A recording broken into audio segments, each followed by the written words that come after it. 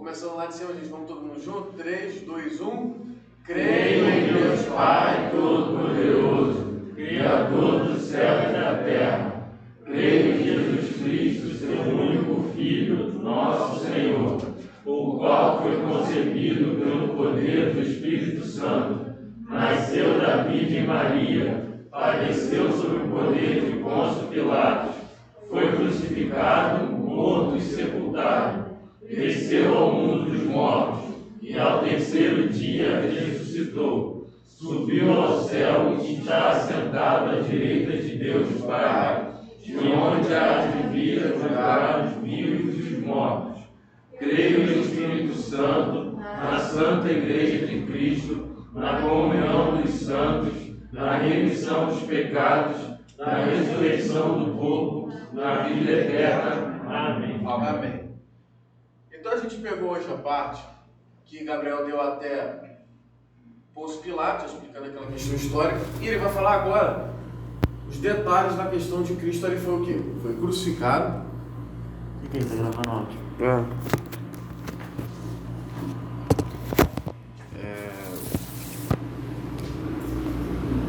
Ele vai dar o detalhe. Ele foi crucificado, morto, sepultado, desceu ao mundo dos mortos e ressuscitou ao terceiro dia ressuscitou.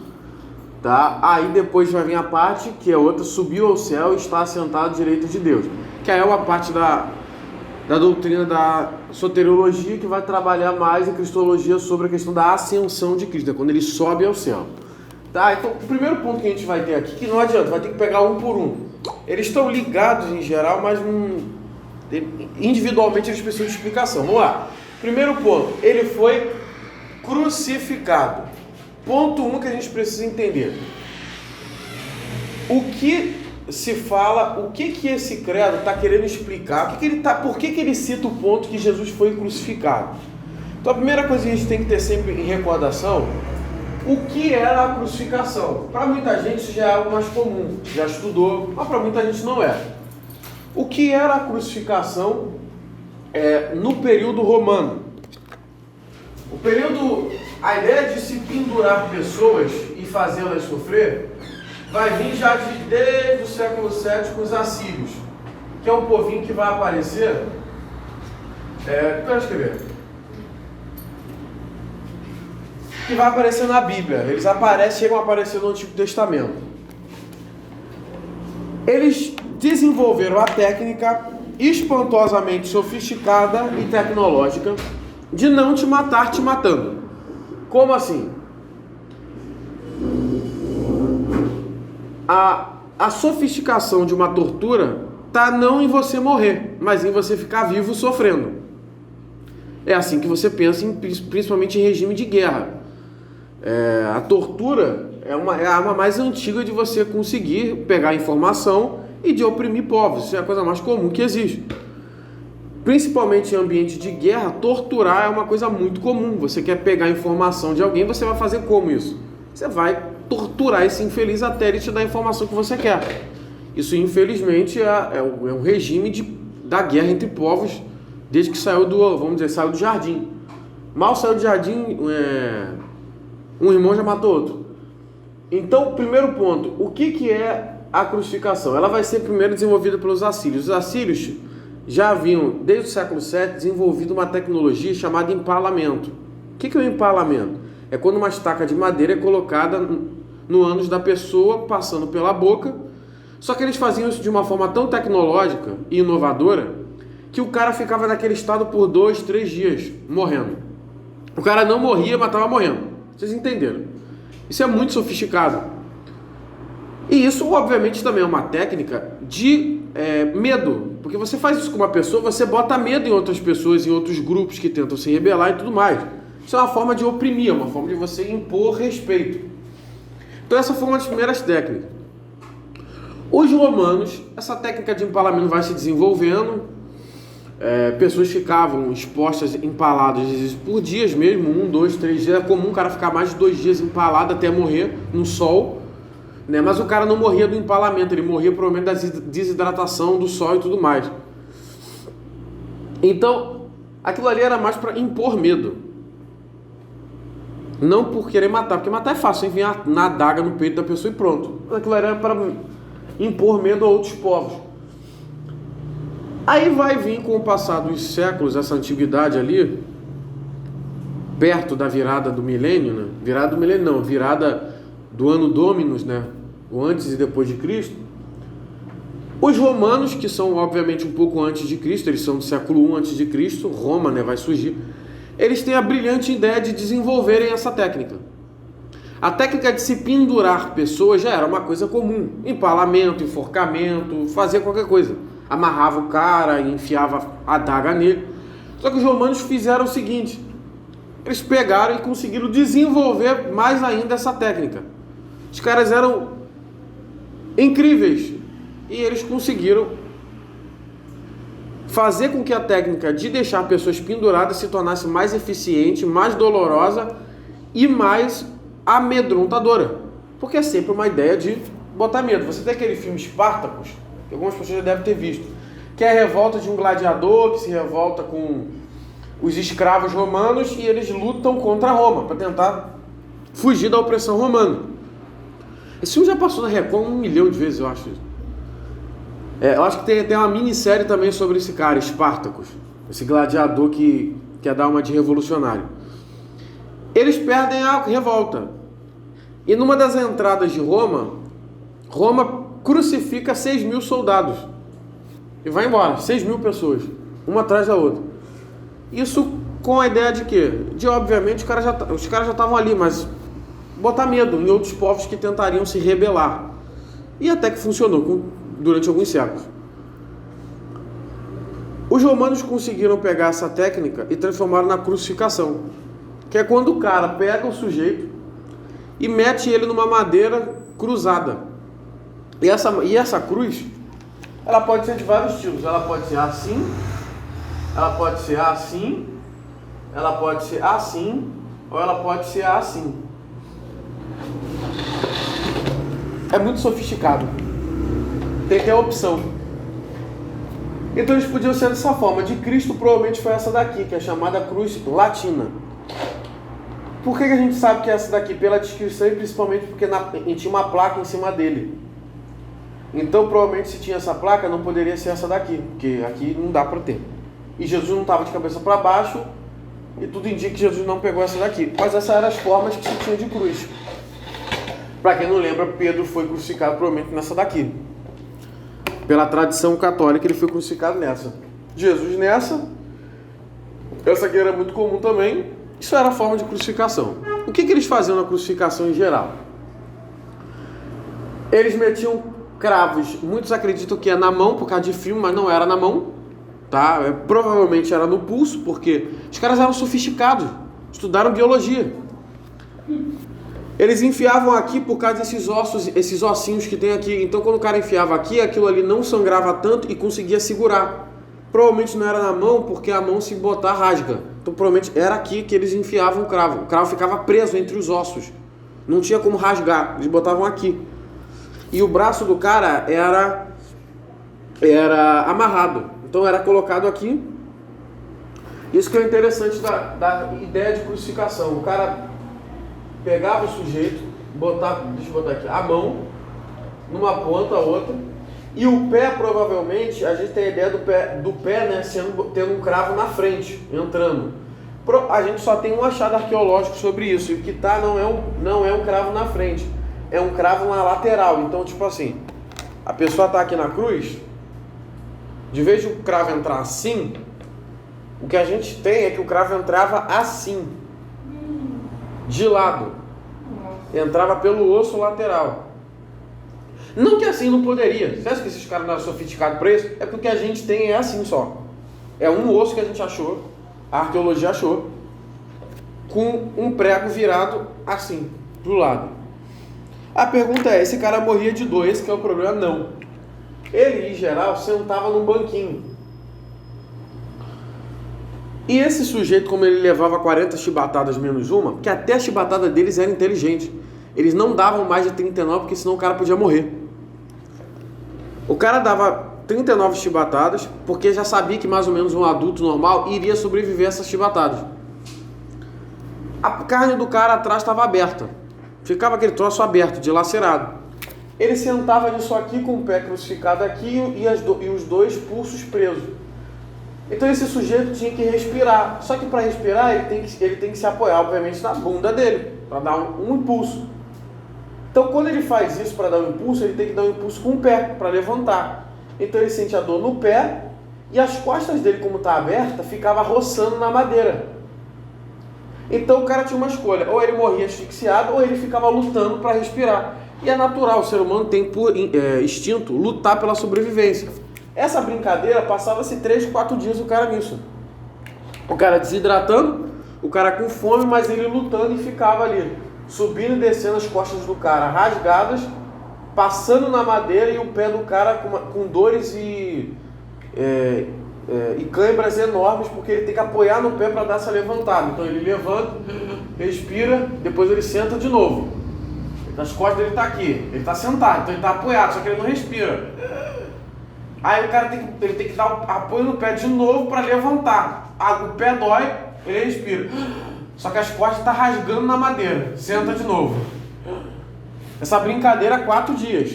O cara pelado, sendo exposto a apedrejamento, a piada, a humilhação.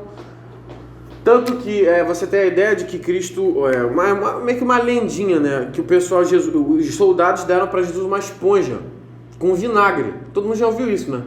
Tem que ouvir, né? Isso a Bíblia diz mesmo. Deu uma esponja. Aí o pessoal fala assim, mas aquilo ali foi dado para amenizar a dor. Só que o romano, ele foi PhD em fazer você sentir dor. Ele não queria que você não sentisse, ele queria que você sentisse dor. Eu acho que eu já falei isso aqui uma vez. Então, como os romanos eles não queriam que a pessoa tivesse amenização da dor, eles queriam que a pessoa tivesse dor, é muito difícil que aqueles romanos tivessem dado para Jesus uma esponja com vinagre, meio que para alcoolizar Jesus ele não sentir dor. Porque eles queriam que a pessoa sentisse dor, a ideia era essa. O que mais é provável é que, pelo que a gente tem achado na Itália, em Roma, acho que eu já falei isso aqui uma vez, mas sempre tem uns 2 ou 3 que não prestam atenção, aí é bom recapitular. Na época não se tinha o que a gente tem hoje de banheiro privado. Não tem hoje, não tinha isso. Em lugares públicos. Vitor, como assim banheiro privado? É aquele banheiro que a gente tem aquela divisória de granito, não existe isso. Aqui era uma sala vista de cima. Aqui era o lugar onde os caras sentavam.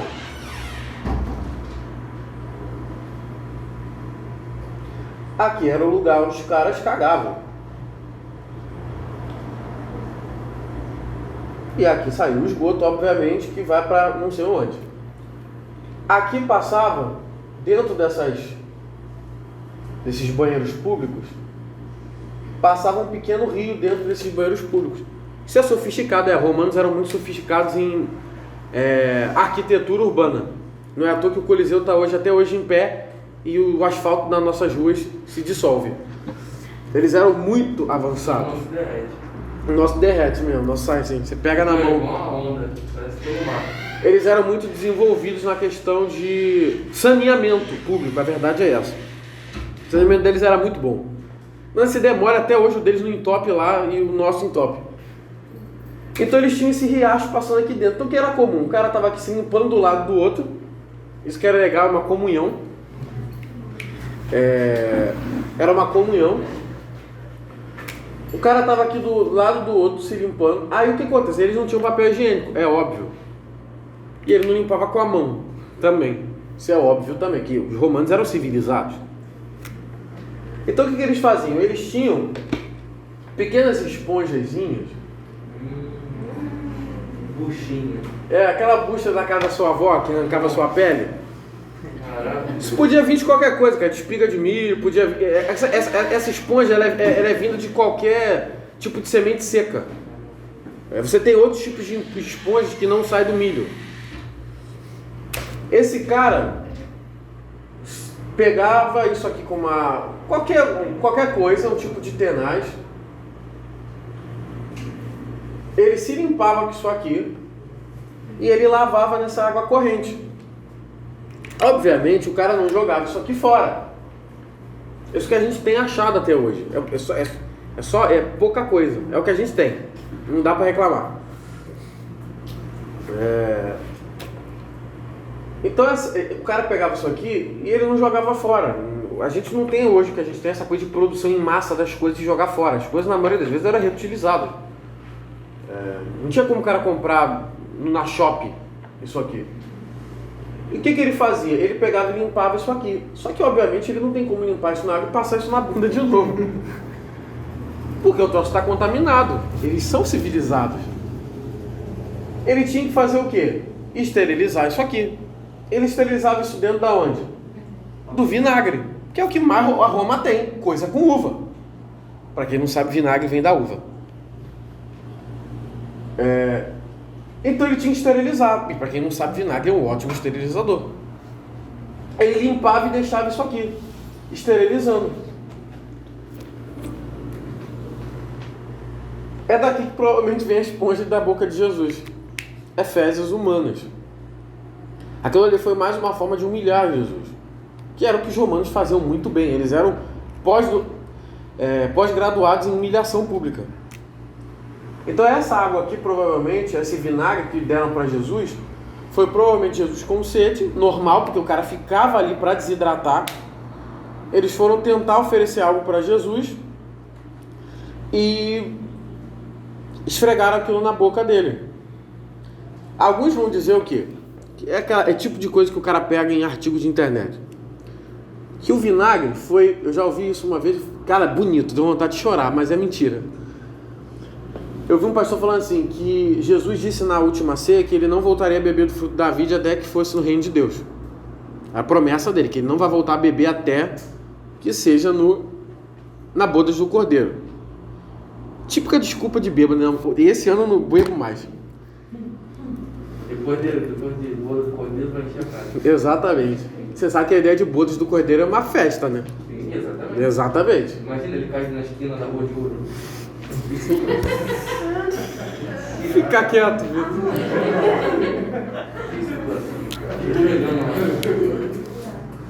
Tivesse na Idade Média, ia pra estaca, não ia? Ia pra fogueira fácil, não ia escapar, até a noiva ia junto.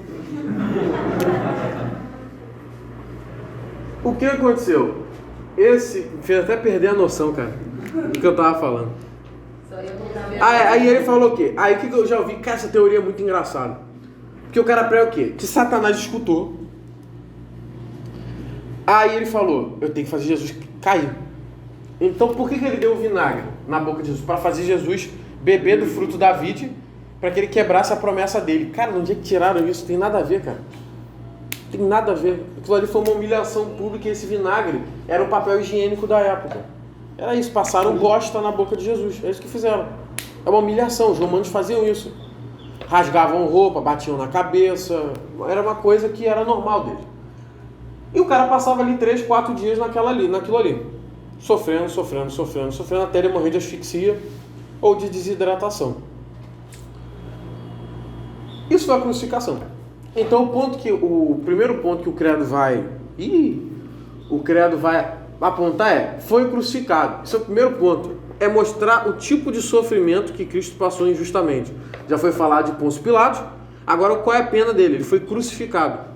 O extremo sofrimento e provavelmente a forma de tortura mais sofisticada de todos os tempos é a crucificação até hoje. Não é à toa que as pessoas, Roma, quando aplicava a pena de crucificação, era para crime muito barra pesada. Mas muito barra pesada. O cara, às vezes, quando descobria que ia ser crucificado, ele tentava se suicidar para não passar por aquilo ali. O cara tentava se matar. Era comum... É o que a gente tem hoje em ambiente de favela, falo muito isso, tentando comparar, quando o traficante bota o cara no micro-ondas, que ninguém fala, o repórter vai na favela, oi fulano, você soube do negócio? Eu não sei nada não, tem Alzheimer. Porque é uma coisa que ninguém gosta de falar, porque é algo tão terrível lembrar, que todo mundo é dado com Alzheimer coletivo na favela, quando vão perguntar. Era a mesma coisa na época, quando ia falar de crucificação, era algo tão terrível que as pessoas não gostavam nem de conversar sobre aquilo. Não gostavam de falar, tamanho era o terror. Então aqui o credo está mostrando o que o Filho de Deus padeceu. E isso chega a ser absurdo em você pensar, porque quando se fala de tentação de Jesus, se fala muito do deserto que Jesus é tentado. E ali realmente foi, óbvio. Mas ali não foi a maior tentação de Jesus. A maior tentação de Jesus não foi com mulher, se provavelmente teve, não foi com poder. A maior tentação de Jesus foi na cruz. Porque quando Pedro ele saca a espada e corta a orelha de Malco, que precisão, né? Orelha direita. De certinho, né, cara? De vez de cortar a cabeça. Quando ele faz isso, Jesus fala assim pra ele: Pedro, guarda essa espada, você é maluco.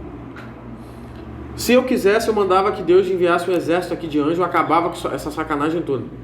O que Jesus está falando? É que Jesus não foi crucificado porque ele foi pego sem querer. Tipo assim, droga, como é que eu vou sair daqui? Me ajudem! Ele deixou ser pego. Isso que é um negócio muito pesado de você entender. Que em todo momento que Jesus esteve passando pela crucificação, se ele quisesse, ele sairia daquilo ali. Tanto que aquele ladrão que estava do lado dele, aquele cara estava endemoniado, porque ali foi a tentação pior de Jesus. É ouvir um bandido na cruz dizendo para ele: se você é filho de Deus, por que você não desce daí? Aquilo ali foi a cartada que Satanás não deu no deserto, deu ali com aquele cara. Se você é o filho de Deus, por que você não desce dessa cruz? E cara, o problema é que ele podia ter descido daquela cruz do mesmo jeito que ele podia ter transformado a pedra no pão. Ele poderia ter feito aquilo, ele poderia ter acabado com aquilo tudo. Isso que é o espantoso, que Jesus não chegou numa situação que ele não pôde se soltar. Assim, droga, o que eu vou fazer? Não, Jesus aceitou ficar naquela situação. Isso é muito doloroso de entender, porque isso não faz sentido. Porque, cara, a verdade é que qualquer um de nós, em uma situação de sofrimento, de tortura, a primeira oportunidade que a gente tivesse de se soltar e matar quem está fazendo, a gente faria. Quer dizer, mas a gente está sendo torturado. Se a gente vê uma pedra, mas a gente vai tacar na cabeça da pessoa. Se vê um pedaço de vergalhão, alguém te batendo, você vai pegar e vai rasgar a pessoa toda. Isso em todo, como foi no ano passado. Se você tem poder para aliviar o sofrimento, vai usar ele. Você vai usar ele. Não tem esse papo que você passa, meu irmão, todo mundo é contra a arma, até o dia que tiver numa situação que tiver quase morrendo e puder pegar uma arma e atirar. Ali todo mundo vira bolsominion. Esse papo de contra a arma só existe quando o cara ele não está numa situação que ele precisa. Entendeu? Isso é a maior hipocrisia que existe. Se você puder, você vai usar o que você tem, cara. Se você tiver numa arma, isso acontece, cara, não é uma coisa que você calcula. O cara tá numa briga com um cara que tá armado, se ele puder pegar a arma, ele não vai falar: peguei a arma, para! Isso não existe. O cara vai descarregar tudo que tiver naquela arma para matar o cara. Isso é natureza humana de se defender, de aliviar o seu sofrimento. Isso é natural. Já vai tacar a arma no cara. Exato, o cara vai, se for um 38, vai dar os 6 tiros, ainda vai pegar e vai bater na cabeça do cara. Na hora do nervoso, meu irmão, o ser humano se torna um bicho. Porque ele está tentando se defender, né? Isso não é estranho. É igual aquele maluco que foi aqui na Baixada, foi mês passado. Começo do ano. Aquele maluco, cara, ele deu 15 tiros no bandido. 15 tiros. Mas foi muito tiro. O cara no chão, ele continua atirando. Aí ele vai ter que ter um bom advogado. Porque, cara... Porque talvez 14 passaram na conta. Passaram. Porque realmente no Brasil você tem a estupidez generalizada de excesso de legítima defesa, que é uma das coisas que fazem o Brasil ser um país patético. Não, na hora que o cara tá naquele sangue, ele não é um ódio, ele tá tentando se defender ao máximo, é um período de terror. Não, o cara deu tanto tiro no maluco, mas tanto tiro, que nem a alma dele escapou. 16 menos 1. O maluco foi muito... Ele só parou de dar tiro porque a arma acabou. Não, até hoje. Ele estaria dando tiro até hoje. Igual botando no GTA. Cara, aquilo ali é o ser humano como ele é. Se ele puder, ele vai reagir dessa forma. E cara, você tem Jesus, que é um homem que está numa situação de extrema humilhação, provavelmente o maior tipo de humilhação que o ser humano pode passar naquela época.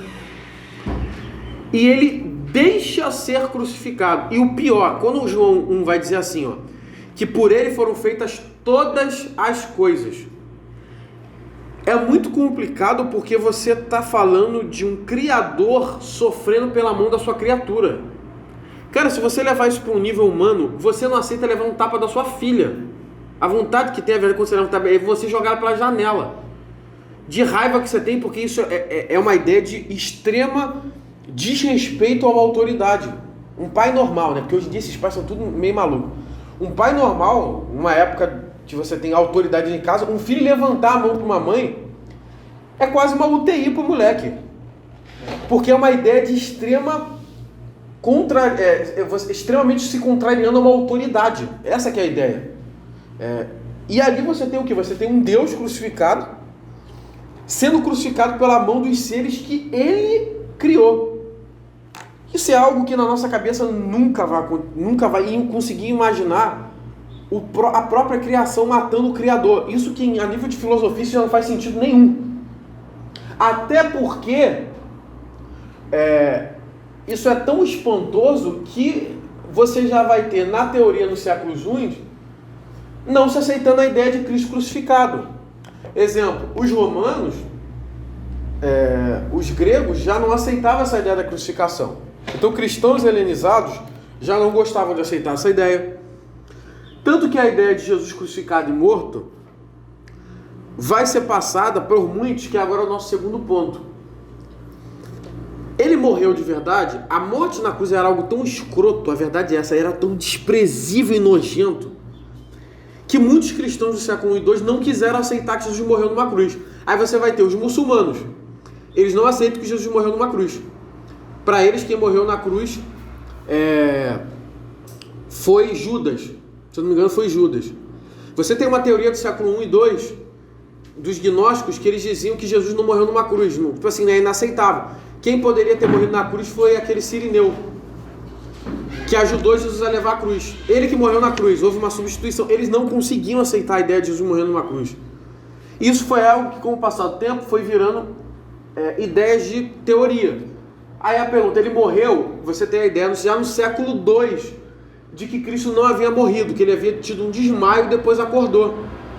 Que os caras não conseguiam assimilar a ideia de Deus morrer. Isso que para o grego era muito complicado. Deus morrer, não dá. Deus não dá. Até porque as ideias na teologia grega, mitologia grega, é que os deuses sempre eram superiores em força, em poder, em status. Agora você tem a ideia de um Deus que morre na mão desses mesmos homens? Não. Inaceitável essa ideia. Essa ideia é muito ruim, por sinal. E você tem essa ideia até hoje sendo transformada. Você tem setores do cristianismo que não aceitam essa ideia de Cristo crucificado, que Cristo morreu. O cara vai dar um jeito de alegorizar essa história. Ele vai dar um outro significado a essa história. Os muçulmanos, exemplo disso, não creem que Jesus morreu na cruz. E é a segunda maior religião do mundo hoje. Então eles vão ter problemas com a ideia de Cristo como morto. O problema é que ninguém saía da cruz vivo. Era impossível sair vivo dali. Era impossível. E um dos grandes exemplos que você tem, uma prova para algo que já é muito escrachado, é que Cristo era comum na Páscoa, os judeus não queriam que pessoas ficavam crucificadas. Então os romanos, para não arranjar treta, eles faziam o quê? Eles não deixavam o cara crucificado na Páscoa. Então o que eles faziam? Eles quebravam a perna do sujeito. Óbvio, quebrando a perna, o cara não consegue fazer o quê? Sustentar, ele morre em minutos. Eles quebravam a perna. Jesus, o texto vai dizer que as pernas de Jesus não foram quebradas. Por quê? Porque Jesus já tinha morrido. Jesus morreu muito cedo na cruz. Ele morreu coisa de 4 horas na cruz. Ele não durou aquele tempo. Então Jesus não teve a perna quebrada. Isso é um fato histórico, que os romanos já tinham identificado que Jesus já tinha morrido. Ele já tinha apagado, já estava morto mesmo. Aí o texto vai dizer, morto.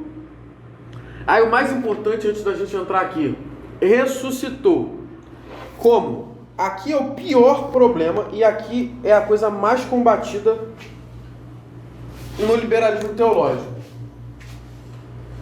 O senhor Henrique Vieira, Boff, essa galera toda, Leonardo Boff, as teorias. Tá quente, vocês não se calor não? Eu ia falar isso, não se ligar aí. Pode ir. Tomem ar. Essa ideia de Jesus ressuscitar é tão estúpida racionalmente quanto a ideia de uma virgem conceber um filho. Isso são os 2 milagres do cristianismo e que são fundamentais para a fé. Obviamente, com o passar do tempo, se criou teoria sobre a ressurreição de Jesus. Os primeiros a criar a teoria da ressurreição foram quem? Quem foi os primeiros a criar uma teoria? Se fosse hoje, com certeza o Facebook não ia bloquear. Os fariseus. Os judeus. Eles falam o quê? Roma, bota um soldado lá, porque esses discípulos, tudo ave rapineira, vão querer roubar o corpo, dizer que ele ressuscitou. Os primeiros a criar a teoria da mentira da ressurreição foram os judeus. Aí tanto que você tem aqueles soldados romanos na pedra. Cara, tem coisa, é o que a Bíblia fala, Deus tem o seu caminho na tormenta. Se aqueles soldados não estão ali, eles iriam dizer que Jesus foi com o corpo roubado dos discípulos. A maior prova que o corpo de Jesus não foi roubado é que aqueles soldados estavam ali. E isso é uma teoria que se tem até hoje, que o corpo de Jesus foi roubado pelos discípulos. Ponto 1, não poderia ser roubado porque os 2 discípulos estavam acovardados. Você vê no texto bíblico mostrando que as mulheres estavam com mais coragem do que aqueles 12. Na verdade 11, né? Porque um se foi. Eles estavam acovardados. Eles não iam ter coragem de encarar um grupo de soldados romanos. Segundo, esses soldados romanos não iriam deixar aquilo passar em branco, porque ele ia perder a vida. O soldado romano pagava com a vida se ele não obedecesse uma ordem. Era simples assim. O cara desobedecesse uma ordem, não é igual hoje, que vai para o conselho de ética, para a procuradoria, abre um processo, embargo, Supremo Tribunal volta e... Não, lá eu mandei você fazer isso. Sim, você fez? Não, morte. O cara era decapitado. Era simples assim. Então o cara defendia aquilo ali com a vida dele. Ele não ia deixar aquilo ser roubado. Aí você tem uma outra teoria, que é que os judeus, os fariseus, naquela galera, roubou o corpo de Jesus. Só que essa teoria não faz muito sentido também, porque se eles tivessem roubado o corpo de Jesus, a primeira coisa que eles iam fazer é mostrar. Eles iam fazer igual aquele filme da década de 90, o Morto Muito Louco, tirar um monte de foto. Eles iam expor aquilo em praça pública. Era óbvio que eles iam fazer. Eu ia botar a mãozinha assim, igual o Morto Muito Louco. E não fizeram, porque o que eles mais queriam era acabar com o cristianismo e não conseguiram. Aí você vai ter a terceira teoria, que é uma teoria moderna, que até hoje você vê em círculos cristãos, só que de uma forma muito bonita. Aquela coisa que emociona, você fica até arrepiadinho. É a teoria da alucinação. Que os judeus, como Jesus prometia que ia ressuscitar, esses cristãos queriam tanto que Jesus ressuscitasse, que eles acreditaram que Jesus ressuscitou. Quem vai falar muito isso? De forma muito bonita. É o Henrique Vieira. Henrique Vieira vai falar que os discípulos queriam tanto que Jesus ressuscitasse que eles começaram a pregar que Jesus ressuscitou. Traduzindo, uma mentira. Jesus não ressuscitou. É que eles queriam tanto que aquilo acontecesse. Igual a você começar a contar a história de macabra para criança começa a ver aquilo dentro do quarto. Queria tanto que eles começaram a acreditar. O problema dessa teoria, que alguns vão chamar de alucinação coletiva, é que você não consegue ter alucinação coletiva. Você não consegue alucinar diversos tipos de pessoa. Vitor, eu estudo na Federal, tem sim, claro. Porém, alucinações coletivas são diferentes. Quem vai tratar isso? De uma forma muito simples. Aquele filme Em Defesa de Cristo. Que o cara vai atrás de uma professora de psiquiatria, aí ele vai perguntar isso. Esse filme na verdade, não é uma mentira, né? Não é aquele tipo de cena criada, aquilo realmente aconteceu. Esse jornalista chamado Lee Strobel, ele tem uma caminhada até encontrar Cristo, de que ele tenta refutar o cristianismo. Então ele vai atrás como jornalista, porque jornalista tem esse faro de ir atrás. De verdade, né? De querer ir atrás. Não, de verdade, não sei. O jornalista de verdade vai atrás. O jornalista de mentira vai atrás. Cara, entenda, ninguém nunca é isento em nada que faz. E jornalismo é uma coisa que você não é isento. Tanto que o próprio Lee Strobel, ele fala que ele ia atrás daquilo ali, mas ele já ia com uma intenção maldosa. Todo mundo, quando vai atrás de uma informação, vai atrás já de um jeito torto. Ninguém vai isento, quer entender a informação. Não existe isso. E o fato dele ter se convertido, ser rendido, não foi racional, foi ao Espírito Santo. Não, porque se desse mole, ele ia continuar negando. Sabe, essa doutora aí não sabe nada. Cara, o ser humano, quando ele quer negar alguma coisa, ele usa qualquer coisa. A gente está passando o período agora, cara. Pandemia é o grande momento que você tem gente de todos os dois lados negando coisas óbvias, entendeu? O ser humano é assim, ele nega qualquer coisa. Você tem tanto o lado nosso, o cristão, que tem um pessoal que até agora ainda está acreditando que a vacina é a marca da besta, e quando você tem um lado progressista de você ter uma doutora e um doutor em imunologia dizendo: gente, calma, não é assim. E o jornalista canalha dizendo: não, porque esses médicos conspiracionistas, caraca, o cara é um PhD, mano. Quando o ser humano não quer acreditar numa coisa, exemplo, eu vi uma vez um comentário de um jornalista dizendo assim, da Yamaguchi: não, porque esse pessoal terraplanista, essa mulher nunca falou nada ela nunca falou nada. Quando o cara não quer alguma coisa, ele não vai aceitar. O ser humano é assim. Entendeu? Então não importa. Então, ali realmente o que ele falou foi o Espírito Santo mesmo, que mesmo com a prova, ia negar e acabou. Tipo assim, não, essa doutora aí não sabe o que tá falando.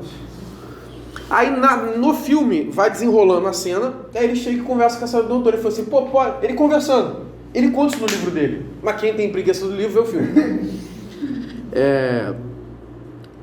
Mas o livro é muito melhor nesse ponto. Ele chega assim: doutora, e o caso de alucinação coletiva? Esse pessoal queria tanto aquilo, foi tão tremendo que eles queriam. Ela falou assim: pô, ele pode ser assim uma alucinação coletiva. Ela falou: só que a alucinação coletiva não acontece vendo a mesma coisa. Alucinações coletivas são coisas diferentes. Trazendo para o nosso exemplo: universidade, tá todo mundo chapado, mas um tá vendo dragão, outro tá vendo elfo, outro tá vendo um ser de luz, outro tá vendo diabo. Alucinações não são iguais. Ela explicando para ele com aquela cara de besta. Então ela falando: alucinações não são iguais. Pessoas não têm alucinações ao mesmo tempo iguais. Aí ele fica com aquela cara de bobo, né? E tal, tipo assim, meu Deus. Então, a alucinação não teria como ser. Aí a outra teoria, que é a mais comum também, dessas duas, é que os discípulos começaram a pregar que Jesus tinha ressuscitado, mentindo mesmo na cara dura. Eles mentiram que Jesus ressuscitou. Cara, isso faz até sentido. Porque o ser humano, em geral, quando ele descobre que ele está errado, ele mantém o mesmo ponto para não admitir que está errado. O ser humano é assim. O cara descobre que ele está errado, mesmo assim, ele por orgulho ele não vai aceitar que ele está errado. E ambiente de igreja é assim. Quantas vezes eu já cansei de uma pessoa me perguntar uma coisa, eu explicar para ela a coisa, ela dizer: mas eu prefiro ficar do meu jeito. O ser humano é assim.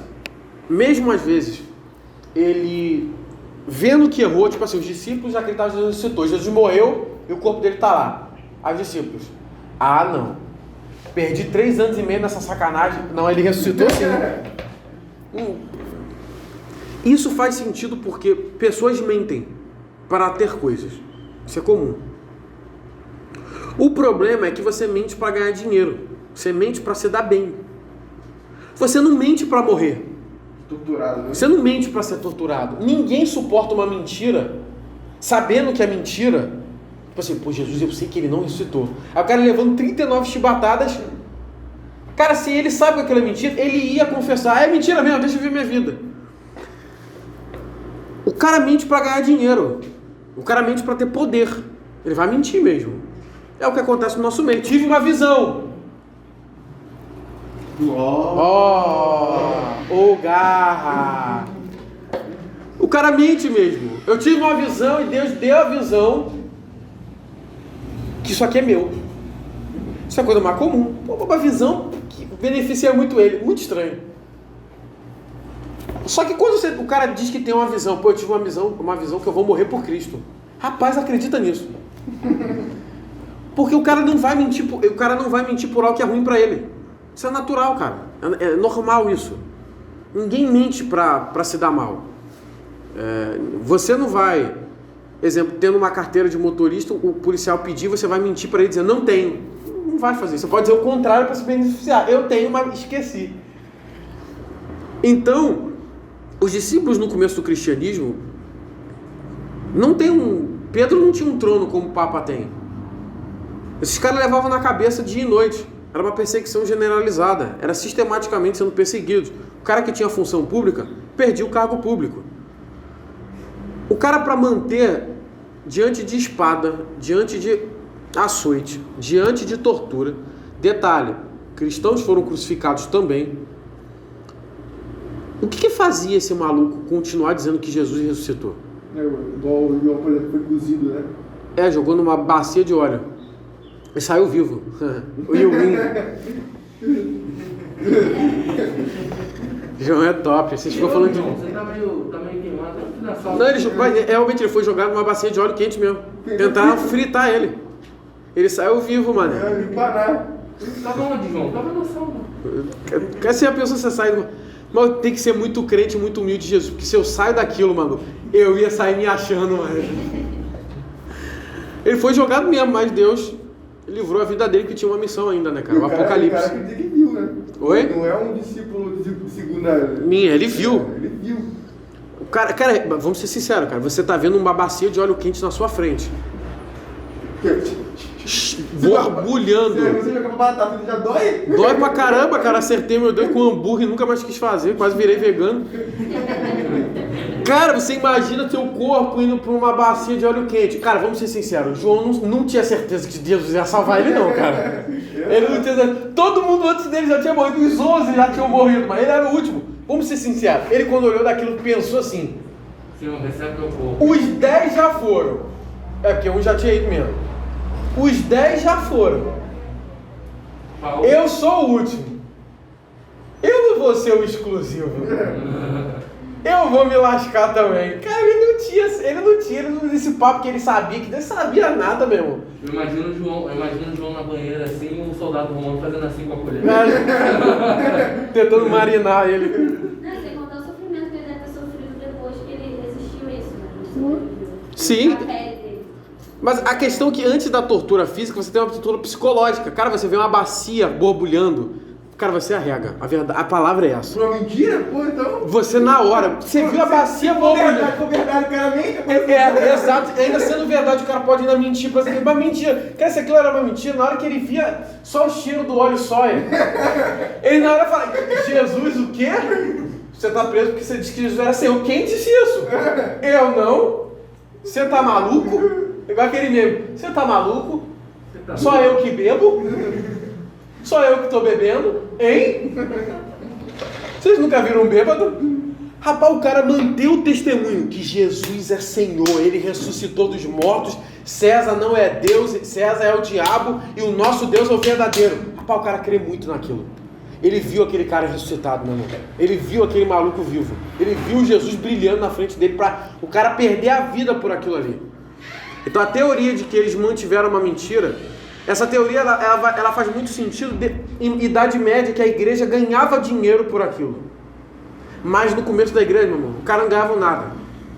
O cara tinha uma vida tranquila como pescador. Ninguém mantém uma mentira para se dar mal. Ninguém.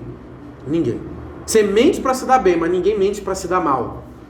Então não. Essas são as 4 teorias que nós temos sobre a ressurreição de Cristo. E o mais comum, como C.S. Lewis diz, é o quê? C.S. Lewis vai chegar a dizer, que estou indo para o final agora, para o último ponto. C.S. Lewis vai dizer assim: você não tem como crer em Jesus de forma diferente. Eu acho muito interessante, porque isso aqui, cara, é uma parada, sabe o quê? Que eu já aconselhei gente a isso. E parece muito escroto. Vitor, você é muito idiota fazer isso. Mas, cara, eu já aconselhei sim. Cara, se você não acredita que Jesus ressuscitou, cara, muda de religião. Procura outra, brother. Seixonoye, parece muito legal eles. Procura o budismo, é tão legalzinho aquelas estátuas do Budinha. É legal. Procura outra religião, cara. Procura. Entendeu? É o kardecismo, cara. Sabe? É um espiritismo elitizado, né? Porque o candomblé é de pobre. Elitizado, cara. É mesa branca. Eu acho top isso, cara. Mesa branca. Não, nada de orixá, uma mesa branca. Sabe? Procura. Cara, você tem tanta religião legal, cara. Os nórdicos voltaram com as adorações aos deuses nórdicos. Está tendo bem feito, né? Quem não evangeliza, uma hora toma na cabeça. Os nórdicos lá, Finlândia e tal, estão voltando com os cultos aos deuses antes do cristianismo. Odin Thor, que top, cara. Você vai adorar um deus da Marvel. Pô, é a sua hora, cara, de misturar religião com filme. Você, qual é seu deus? Thor. Aí lembra daquele maluco saindo da água assim. Pô, seu Deus Odin, que tem um cavalo com 8 patas. Quer dizer, não tem um cavalo. Ele tem cavalo com 8 patas. Um cavalo dentro de outro cavalo. Exato, é um cavalo com problemas hereditários. Cara, procura outra religião. É legal, cara. Ô, Vitor, Quem tá falando? você estava falando de seita aí, estava no serviço, um rapaz me perguntou, eu não sabia responder. Sobre uma seita, acho que é a Ordem Rosa Cruz. Uhum. O que seria essa? Cara, a Ordem Rosa Cruz é uma mistura. Eu não vou poder aqui falar muito porque foge um pouco da aula, mas em geral. Eu já estudei sobre a Ordem Rosa Cruz. A Ordem Rosa Cruz é uma mistura do espiritismo em geral. Uma mistura, parece esquisito falar isso, das mitologias egípcias. Em geral, isso aqui é um tipo de espiritismo com mitologia egípcia. Tanto que é comum você ver na Rosa Cruz alguns símbolos egípcios. E você fala assim, o que é isso aqui, gente? É carnaval? Não, aquilo ali é sério mesmo. Então aquilo é uma mistura de espiritismo com algumas teorias da religião egípcia. Vitor, isso é estranho? Não. Historicamente, a gente tem ressurgimento de teologias antigas. Na época de Jesus, você tinha em Roma religiões do Antigo Egito. Então, essa coisa egípcia é uma coisa que existe até hoje. Existe até hoje no Oriente Médio religiões com culto a deuses egípcios. A Rosa Cruz é uma mistura do espiritismo com algumas mitologias. Na verdade, é uma mistura com a mitologia egípcia mesmo. Mas eles são um tipo de espiritismo. A verdade primeiro, eles são um tipo de espiritismo. Tem aqui. Você quando olhar, você vai ver que tem um monte de desenho egípcio. E não é brincadeira mesmo não, que é a religião deles mesmo. Não, você percebe. A diferença do maçom de algumas é porque realmente quando você olha a arquitetura Santa Cruz, você vê que tem os desenhos egípcios mesmo. Entendeu? Você olha assim, o que é isso? Então você sabe que é elas por causa da questão egípcia. Mas aí... Oi? Isso mesmo. Algumas que tem mais dinheiro tem realmente sete em pé, que é aquele cabeça de cachorro. Não, é maneiro o prédio deles. Mas aqui de São Gonçalo é assim? Eu não lembro. Tem o 7 assim na frente, que é aquele bicho magro, né? O cachorro, que aquilo ali é 7, né? Que é o deus do deserto e da morte.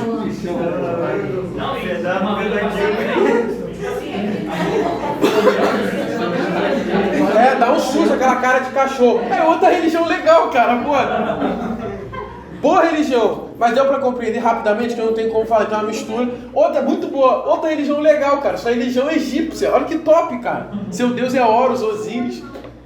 Morreram pro Deus no mar, amém. Mas assim, o cara não dá pra negar isso. Aí o que C.S. Lewis ele vai dizer? Ou você só tem 3 formas de abordar Jesus. Ou você crê que ele era um mentiroso, porque ele falou de coisas que ele prometeu dele próprio, que ele sabia que não iria cumprir. Então ele era um mentiroso, porque Jesus falou que ia ressuscitar. Jesus não ressuscitou e falou. Surpresa! Ele avisou que ia ressuscitar. Não é à toa que ele dá um cascudo nos discípulos por não crerem na ressurreição dele. Então Jesus é um mentiroso. Jesus é mentiroso porque ele falou daquilo que ele sabia que não iria cumprir. Jesus é maluco. Isso pode acontecer, realmente, Jesus é maluco. Porque Jesus falou de coisas que ele não poderia cumprir porque ele era maluco. Ele falava de coisas loucas. Lá em Caraí tem um maluco que ele fala que vai subir o prédio. Maluco. Ou alpinista, eu não sei. Ele fica ameaçando o pessoal, cara, ali naquela principal. Vocês vão ver só, eu vou subir aí. Vocês vão ver só. E vocês vão ver o poder que eu tenho. Eu falei, caraca, maluco. Daqui a pouco é o próximo Henrique Cristo aí. Brother, Jesus poderia ser um maluco? Sim. Cara, realmente você olha pra Henrique Cristo, ele é maluco. Ele não é aquele cara. Assim, o pessoal até tende muito a inferiorizar ele dizendo: Henrique Cristo não é um tipo de anticristo, ele é um maluco. Mas ele é maluco, mas ele é um tipo de anticristo porque existem pessoas que seguem ele e vão pro inferno. Então ele é um tipo de anticristo. Meio que deu errado, mas é um tipo. Mas, cara, você tem aquelas mulheres que andam atrás da motinha com ele, Henrique, que acreditam naquilo, cara, e vão pro inferno, cara. São almas que vão se perder. Ele tem uma scooter, já viu? Ele tem uma scooter. E o problema é que ele anda com o vestido dele. É muito engraçado. E o problema é que esse dia eu tava vendo o culto dele lá, uma parada que eu sigo ele. Aí tem o trono dele, né? Que tem aquele triângulo em cima. Cara, como é que Deus não teve planejamento? Com o trono dele foi mal calculado. Então a parte do triângulo não dá no teto. Aí ele teve que abrir o gesso e fazer assim, abaulado. O gesso tá aqui, um buraco no gesso para caber o triângulo. Eu penso, que Deus ruim, mano. O cara não calculou medida, velho. Deus fez a arma, fez isso aí? Fez isso aí? Brincadeira, né, cara? Aí, cara, Jesus podia ser um maluco, porque você vê que em Cristo ele não é normal, ele é maluco. E homens malucos com ideias religiosas existem na história. Muitos. Um monte. Então Jesus ou era mentiroso, porque ele sabia que estava mentindo, ou Jesus era maluco, porque não tinha noção da realidade, ou ele era Deus. Porque se você não tem como sair desses três, porque, não, Jesus só foi um pregador e um profeta, mas ele falou que ia ressuscitar. Não foi outros que falaram dele, ele disse que ia ressuscitar. Então não tem como tirar Jesus de uma... Vitor, é muito radical esses três, é radical mesmo. Não tem como. Ou ele é mentiroso, ou ele é maluco, ou ele é Deus. Mas eu creio que ele só foi um profeta, um revolucionário. Mas ele falou que ia ressuscitar. Então a pergunta é, se ele falou que ia ressuscitar, ele estava o quê? Mentindo, maluco ou é verdade? Se for verdade, então ele é Deus. Então essa é a questão, a ressurreição é o ponto. E Jesus não é uma pessoa que você pode ter várias opiniões sobre ele. Não tem. Ou ele não é Deus, ele é Deus, ponto. Não tem como, porque ele falou que era Deus. Ele disse que ele era Deus. Ele falou de si próprio que ia ressuscitar. Ele falou de si próprio que era igual ao Pai. Então você não tem como pegar a parte que ele fala para alimentar pobre. Legal. Aí a parte que ele fala de si como ressuscitar. Não, isso aí foi adulterado. Pelo amor de Deus, não dá. Então, o credo ele está botando em xeque algo que não tem como ser relativizado. Ele foi crucificado, foi morto. Esse cara morreu. Foi sepultado. Ele teve um sepulcro. Ele ficou num local. E ele ressuscitou ao terceiro dia. Ele morre na sexta-feira. O judeu conta o dia pela fração e não como a gente. Tanto que em geral Jesus não ressuscita ao terceiro dia. Se você for contar, Jesus ressuscita depois de no máximo 2 dias. 48 horas. Porque ele morre meio-dia de sexta. Meio-dia até 3, mais ou menos. De manhãzinha no domingo? Até menos. Chega a 40 horas. Se parar pra pensar, dá um tempo, né? Inferno, rapidinho, depois volta. Dá um tempozinho mesmo. Mas o judeu ele não conta o tempo como a gente, eles contam o tempo por partes mesmo. Isso é uma parada que eu sempre tive dúvida mesmo, muito antes, quando eu comecei. 3 dias eu sempre contava, sexta. Jesus morreu na sexta-feira. Eu conto, mas quando eu era pequeno eu contava, sexta. Meio-dia mais ou menos até 3, 12 horas. Aí 24 do sábado. Meio-dia. Conta não bate. É igual aquele menino. Quanto é 22 mais 13? 12. Acertou, miserável. Pô, não bate. É porque o judeu contava por parte. Então, sexta, sábado e domingo. 3 dias. É o jeito deles contarem. E alguns vão dizer, por que é o terceiro dia? Isso alguns vão entender. A gente não tem isso claro na Bíblia. Só diz que ele ressuscitou o terceiro dia. Claro, é que o sábado é a Páscoa. No domingo começa a festa dos pães. Que vai começar essas festas judaicas até o Pentecostes. Então alguns vão indicar que Jesus ressuscita nesse início da semana, porque começou a festa dos pães ázimos. É a ideia de que Jesus como sendo o pão da vida. Alguns vão indicar isso a uma relação que a gente não tem uma prova concreta, mas até que faz sentido, porque o Pentecostes vai acontecer no dia de Pentecostes. Então, os eventos cristãos vão estar relacionados... A Páscoa. A Páscoa vão estar relacionados a cumprimentos daquilo que o Antigo Testamento tinha e o Novo Testamento como a completude. Então, eu entendo que faz sentido sim, o terceiro dia está relacionado à festa dos pães ázimos. Mas voltando que não tem tempo. E aí vem a parte pior. Desceu ao Hades, ou ao inferno, ou aos infernos, ou seja lá o que for. A mansão dos mortos. A mansão dos mortos.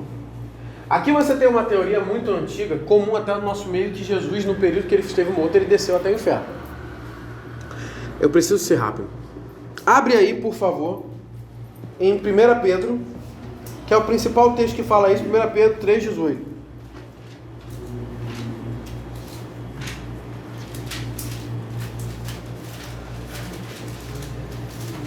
E o que vai se discutir, para a gente terminar aqui, é que Jesus, ele teria, nesse período que ele ficou morto, ele foi no inferno fazer alguma coisa.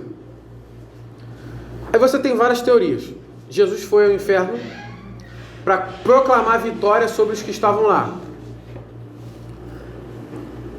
Há outra teoria que Jesus foi ao inferno para pregar ao mundo dos mortos, para pregar aos santos do Antigo Testamento e os resgatar. E a outra é que Jesus não foi ao inferno coisa nenhuma. O primeiro texto que vai vir é o 1 Pedro 3,18. Isso é um texto bem complexo. Podem abrir aí? É esse mesmo? 1 Pedro. 3,18? Se eu errei, deu ruim. É 19. Não, mas eu quero pegar desde 18 mesmo. Pois Cristo também sofreu, pô, que susto. Pois Cristo também sofreu por nossos pecados de uma vez por todas. Embora nunca tenha pecado, morreu pelos pecadores a fim de conduzi-los a Deus. Sofreu morte física, mas foi ressuscitado pelo Espírito, por meio do qual pregou aos espíritos em prisão, aqueles que, muito tempo atrás, desobedeceram a Deus, quando ele esperou pacientemente enquanto Noé construía a embarcação. Rapaz, a NVT consertou esse versículo. Acabei de perceber agora. Consertou? Ela consertou. Eu nunca tinha lido esse texto pela NVT. Alguém pode ler na Almeida Revista e Corrigida? Esse texto? 18. Tem que ler 18. Tem que ler de Almeida. Essa tradução bem antiga, aquela que se recita quando vai se batizar. Porque também Cristo padeceu uma vez pelos pecados. Qual é a sua tradução? Almeida corrigida. Corrigida, tá, vai. Porque também Cristo padeceu uma vez pelos pecados, o justo pelos injustos, para levar-nos a Deus, mortificado na verdade, na carne, mas vivificado pelo Espírito, no qual também foi e pregou os espíritos em prisão, os quais em outro tempo foram rebeldes, condenou a unidade de Deus esperado nos dias de Noé, enquanto se preparava a arca. Ok. Esse texto vai aparentemente falar que Jesus pregou os espíritos em prisão. Todo mundo conseguiu ler isso no texto? Todo mundo conseguiu ver isso? Tem que prestar atenção. Ponto 1. O texto vai ser muito problemático para a visão que Jesus foi pregar ao inferno. Logicamente, mas o problema é que a lógica não é a nossa fim último. É que assim, Jesus ir pregar as pessoas que estão no inferno é meio sem sentido, porque assim, ele foi lá pegar meio que para tirar uma onda. Cantar vitória. Cantar vitória. Aí venci. E a Bíblia não aponta muito bem essa ideia. Não nesse momento. O texto vai... não nesse momento, vai chegar o dia escatológico disso. O problema do texto, até uma vez um pastor me indagou isso aqui. O texto diz isso. O problema é que o texto diz as pessoas em prisão do tempo de Noé. Isso é muito problemático. Porque a ideia que foi o quê? Jesus foi ao inferno só para falar com o pessoal da época de Noé? Vem cá, pessoal. Vem cá, pessoal. Vocês depois do dilúvio... Não. Então você cria um problema. Jesus só foi pregar o pessoal da época de Noé. Qual é o problema do pessoal da época de Noé? A NVT aqui acabou resolvendo um negócio que eu nem percebi. Ele vai dizer assim: pois quando Cristo sofreu morte física, mas foi ressuscitado pelo Espírito, por meio do qual, ele botou esse por meio do qual resolveu o problema. Por meio do qual quem? Do Espírito. A tradução acertou muito bem aqui. Por meio do qual... Onde é que eu estava? Tá. Por meio do qual... Eu me perdi. Por meio do qual pregou aos espíritos em prisão, aqueles que muito tempo atrás desobedeceram a Deus pacientemente enquanto Noé construía a arca. O que ele está falando? Pedro está falando que o mesmo Jesus que foi ressuscitado pelo esse Espírito é o mesmo Jesus que já pregava em espírito desde a época de Noé as pessoas que estavam em prisão. O que o texto está dizendo? É que o Espírito que ressuscitou Jesus é o mesmo Espírito que era pelo qual Cristo pregava na sua ideia de pré-criação, a ideia de que como Jesus é pré-existente, Jesus não começou a pregar agora. Tanto que a ideia de que Jesus prega na boca de profetas é uma ideia muito comum no Novo Testamento. Jesus pregou por esses homens, porque são mensageiros de Deus.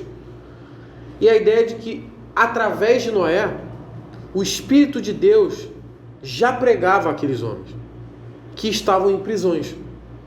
Esses homens que agora desobedeceram a Deus estavam em prisões. O texto está falando, em geral, de que Noé, quando pregava, não era só uma simples mensagem. O Espírito de Cristo ali já estava pregando aqueles homens. É isso que ele estava falando. Tanto em Noé, como em Abraão, como em Moisés, o Espírito de Cristo ali já pregava, preparando o mundo para a sua vida. É disso que ele está falando aqui.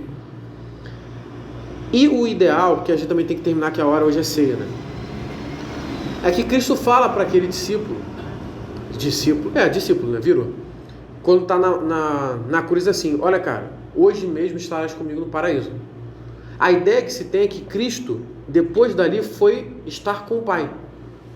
Alguns entendem da tradição católica e anglo-católica que Jesus padeceu no inferno a ideia de que ele ainda estava pagando pelo pecado do homem.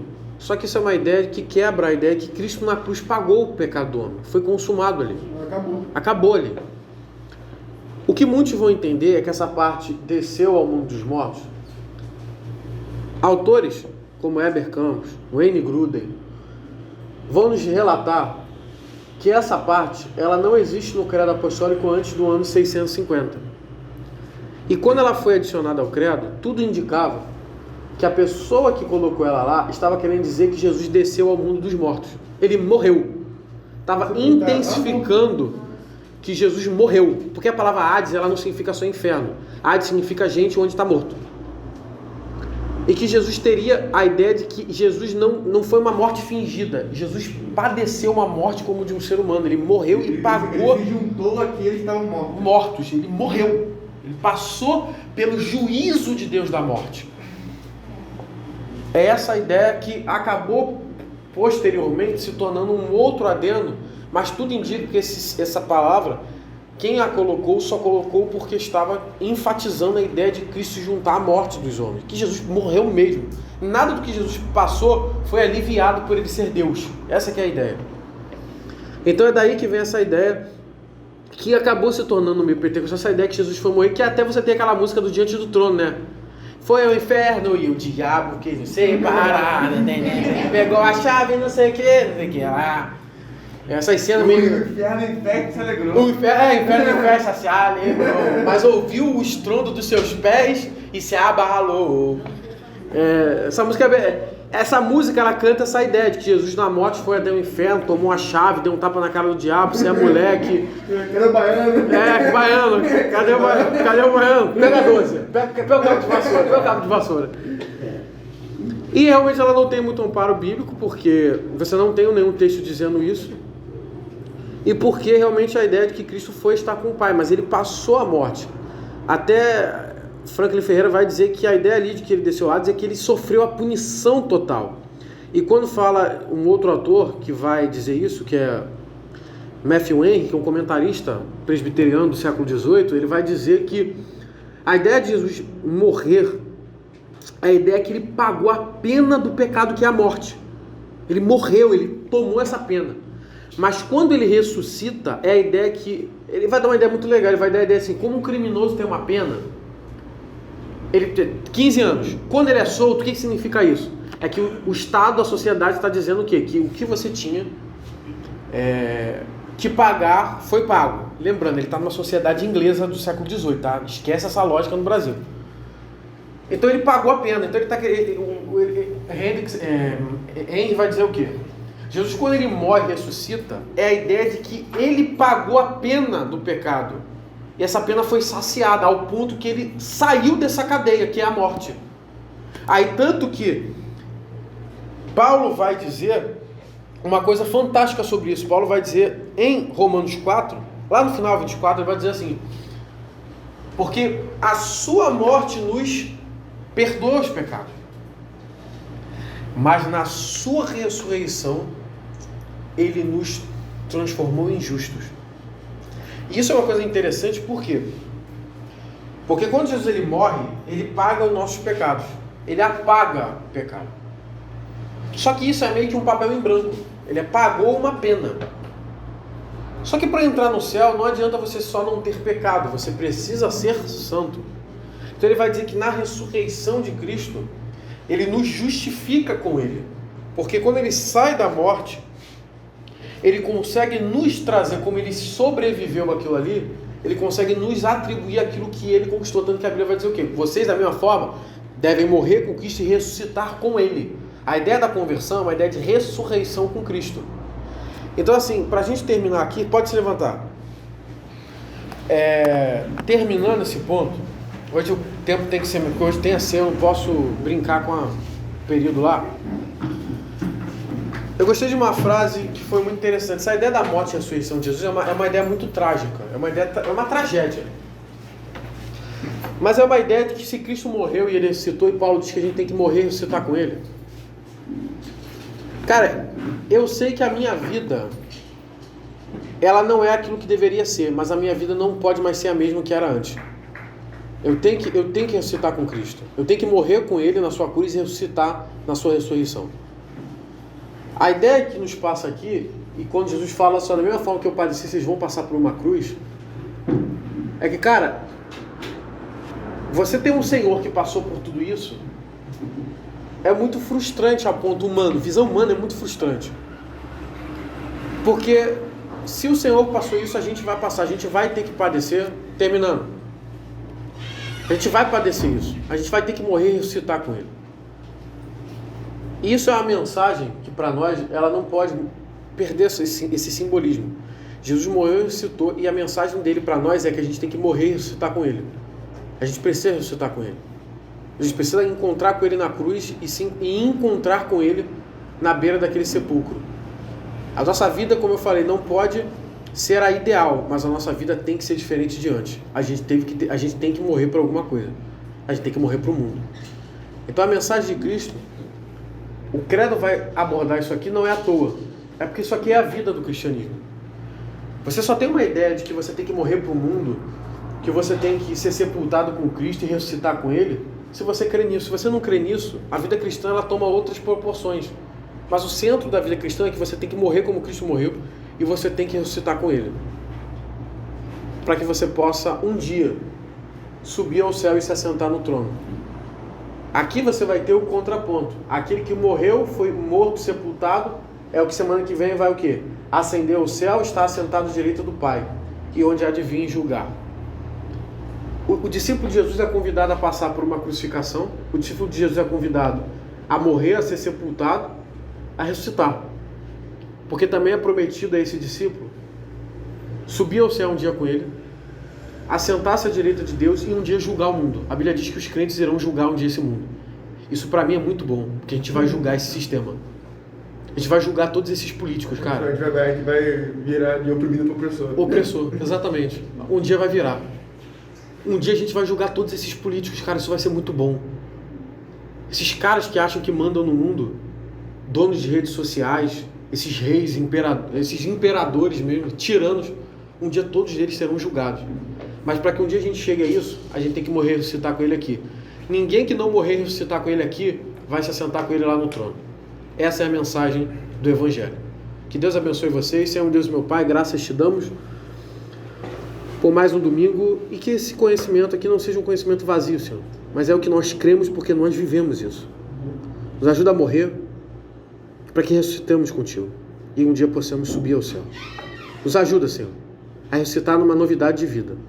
Transforma a nossa vida, Jesus. Não nos deixa cair na frieza. Não nos deixa apostatar da fé, Senhor. Tem misericórdia de nós, Senhor. Não afaste de nós o seu Espírito. Senhor, nos justifica, Senhor, e nos transforma. Em nome de Jesus, amém e amém. Tem o celular aqui, ó. Quem tá me ligando, cara?